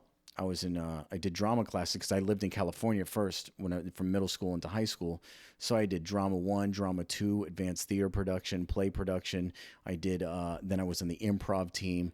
Then I went on to do the Grease, then Fiddler on the Roof. I did, and then I would teach like improv to like, I would do like these games that I would set up for everybody when we do our like, shit, dude. Our shit, and then I would go to the middle school when I was in high school to go to the after school program for them and then teach them to do improv and things like that. And then when I thought about doing comedy, when it really triggered me is I actually was my oldest kid, his mother and I had split up, and so there's this other girl I took on a date, and we went to go see Brad Sherwood and Colin Mockery at the PPAC. So they were two guys that were on Whose Line Is It Anyway, and so I'm watching them, and I'm up in the balcony, and I remember the girl was like, she's like, "Are you all right? Like, you seem like you're like upset or whatever." I was like, "No, I'm having a great time." I go, "I just know I can do this. Like, I can be like, I can." And so it was like, and it wasn't about improv. It was about being funny and being on stage. So then it was like, I need to do this. So I was like talking about it. My father ended up showing me this brochure about going to an open mic and doing it. And then from there, it was off to the races. 6 years later, from that time when I started, fast forward, now I'm walking out on that same stage and I'm opening up for Kevin Hart. And so it was like, wow, like 6 years right after when I thought about doing stand-up, then that was kind of like the full turnaround or whatever. But it all came from like doing things with people and learning how to like improvise and understanding what improv is. I just couldn't get into being like as an adult, like in the improv world. Like I just wanted to kind of have the control there to do what I needed to do. But it also taught me about like being able to act and being able to do scenes with other people and understanding the rules and not always having to be the person up front, but finding your moments. Because like you could be a person who doesn't say anything the whole thing, but you say one line because the whole thing's set up and you fucking murder with that line. Yeah. It's all like anything can happen from any of those things. Improv taught me where people that are dependent on lines. So if you're doing a musical or a play or a movie or whatever it is, you have your lines and then you depend on like another person do their lines. And a lot of times people are like, okay, so their last line is they say that, so I know I'm going to say the next line, and people will remember it that way. So when you try to memorize, that's very difficult if you only look at it that way, because what if somebody goes off rail? What if somebody forgets their line? So then now there's a domino effect, and now you're fucked because you're dependent on somebody else to do things. So what improv allows you to do is to pay attention to what's actually fucking going on. So instead of just worried about the lines, well, what's happening in this scene? What's going on? What are we talking about? Yeah. So I can keep things going. So improv teaches you to do those things. So when I'm on stage doing stand-up, if there is a joke that kind of like went on for or whatever, or there's something happening in the crowd, the improv has allowed me to just be able to pay attention to that. Like I was telling you before, utilizing other senses, and like it really, really, really did help. And sometimes people think like, wait, you were a theater kid and you did all that shit? Yeah. I played football, was on the football team. I played quarterback. My boy Fox, dude. Huh? Yeah. Said my boy Fox, dude. Man, I was fucking crazy, dude. And so listen, I don't know, but I have a bit that I want to work on about being like, cause I got the MVP award, but it was for JV. Yeah. But then what I want to talk about is that like, that's symbolic for how I've lived the rest of my life, is that I've just been MVP at like JV level shit. Yeah. Like I'm not the greatest, but I'm really good at being like in the middle. I used to have a joke about that, dude. Yeah. I used to play basketball in my mom's tights, dude. Yeah. I'll be like, yeah, I used to be all state JV. Oh no shit. All state JV. I used to legitimately play in my mom's tights though, dude. Yeah. I wanted to be like the NBA players. Oh yeah, and have okay. Yeah, dude. Yeah. So I'd be balling up at Boys and Girls Club games, dude. Hell yeah. So I like when I played football, then I even like it was like my sophomore year.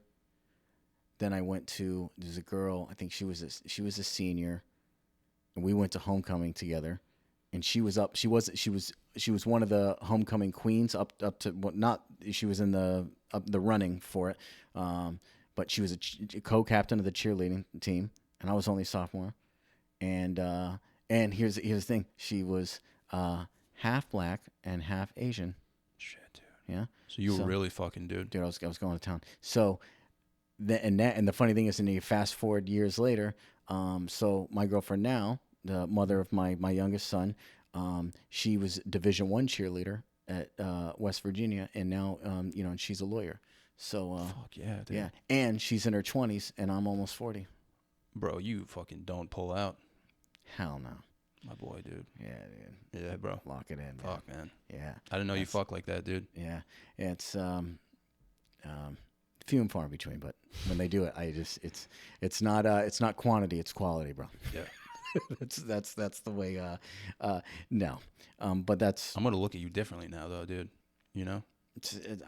Some people look at it like, man, to be a stand-up comedian, you have to have some real bad trauma in your life, or it's just been really, really fun. Yeah. You know, it's I'm having a good time. But she cares about me because she's the one who pointed out the stuff for the skin cancer and the whole nine and all that shit. So, yeah, you know, you're a different man now, dude. Different person. But she's a good girl. Like I have to say, everything leading up, doing all the improv, to playing football, doing the sports, you know, doing comedy and stuff. I think it's all been a lot of fun. Like, it's been a wild ride. But of course, you know, you have your bumps in the road, alcohol, drugs. You know, tried all the things. Not everything. I didn't do heroin. I've never done, you know, pussy like that or whatever. Yeah. But I've had moments with mushrooms. I've done cocaine. You've never been aged out, dude? No, I'm just kidding. No, yeah. Completely not. I mean, dude, you know, you're right though, dude, man. You just got to keep having fun, dude. I don't think there's like an age that's attached to it, dude, you know? That's it, you know? I think that's calm right there. I think that's why, yeah, dude. I've been staring at it the whole time. I was just like, dude, man, hell yeah. Got to figure it out, man. You got to get your shit together. But hey, listen, but that's also another sign of that you're having fun. Yeah. You're having fun with yourself. Yeah. Are you in a relationship right now? Yeah, I got a boyfriend, dude. Yeah. He's coming off. Why are you laughing, dude? What the fuck? Huh? No, I laughed along with you. I was improvising. See, dude. Here's the problem: is that you're getting aggressive at the fact that I was improvising, dude. I was giving you a layup to improvise, dude. I was, but when you, that now you're doing Liam Neeson stuff where it's like we do the improv. Have you ever seen that the sketch with Liam Neeson and it's what's his name that wrote The Office? He plays, the British comedian, the one that Ricky Gervais. Ricky Gervais. Yeah, he wrote the album, right? There's a sketch with him, Ed, and Liam Neeson. And Liam Neeson's like, I would like to do some improvisation comedy. Yeah. And they're like, what? He's like, we're going to do improvisational comedy right now. Let's do it. Go. Set up the scene. And they're like, okay. And he's like, something like, I forgot what it was. It was like, okay, you are this kind of person. But then there was whatever it is that they set up. He's like, knock, knock. And it's like, they're like, open up. He's like, hi. It's like, okay, it was a doctor or whatever. What seems to be wrong with you? I'm riddled with AIDS. And they're like, okay, hold on, time out. And it's like, and they're like, maybe that's probably not the thing. And he's like, I'm just, you know, but anyway, my whole point was like, there was a few times where they were trying to do it and they broke the scene and like he would stop and he'd be like, that's not the way we're supposed to do it. Like, and he was like taking control over the improv. Dude, I have to show it to you when we're done with this. Yeah. It's really, really, really funny. But yeah, sorry that I didn't roll the punches there about your boyfriend. It's fine. I'll give you another chance another time, dude. It's all good, man. He is attractive though.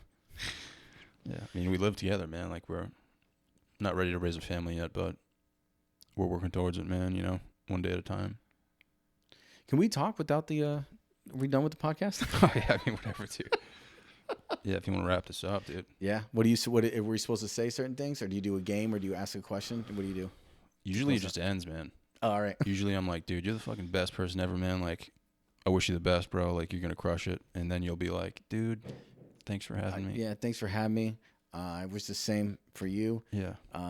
You know. You just make up a bunch of lies about me, dude, and then, like, it ends, bro. All right. So. All right, here we go, improv. Yeah, improvise. It's like. All right, man, that was a good way to end, dude. You know, like, dude, I had a great time, man. Honestly, dude, like, thank you so much for coming, dude. You know, like, you're honestly one of the funniest comedians I know out there, man. And honestly, man, I hope we see each other in the future. If we don't, it's fine, dude. But I really hope we do, man. And I wish you the best. I appreciate that. I really wish I could say the same thing about you, but it's all good.